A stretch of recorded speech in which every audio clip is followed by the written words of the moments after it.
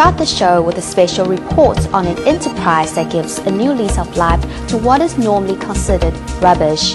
This green undertaking is developed by DaAi Technology, a sustainability-oriented company founded by a group of entrepreneurs who are all members of the Tzu Chi International Humanitarian Aid Association.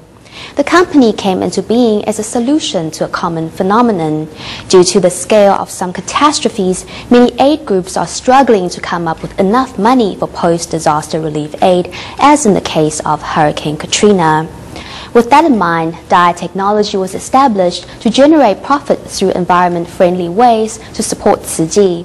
This week, the company launched its first batch of clothing, accessories and blankets, which are now available on the market.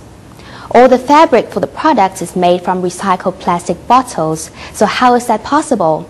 In our next story, we explain the entire process.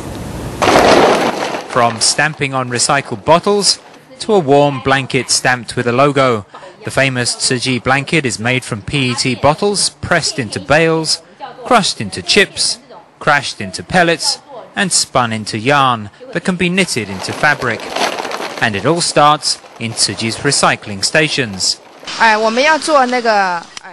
To make a blanket, it has to be a drinks bottle, and it has to be marked with the number 1 PET on the base. If it's dirty, and if it held chemicals, shampoo or anything like that, we can't use it. The carefully selected bottles then have their caps removed and the dregs poured out before they are sorted into different colors and clipped to their neck rings. The bottles are pressed into bales and taken to be processed. First, the bottles are crushed, then they are washed. But the bottles the Tzu Chi volunteers give us are very clean, so we save time in the cleaning process. The next step is to strip the labels by machine. The bottles are crashed into chips. Remaining caps, labels and other impurities are culled in a sink float system. The PET sinks in the wash water, while the plastic caps and labels float off. The clean chips are dried and made into pellets to be sent to the next stage.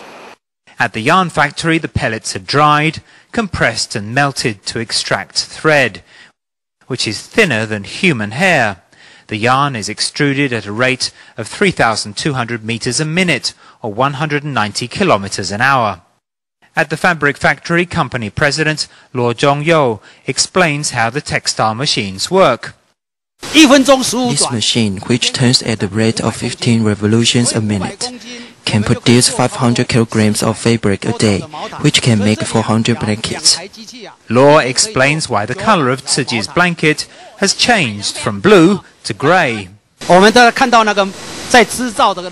can see there white yarn and gray yarn.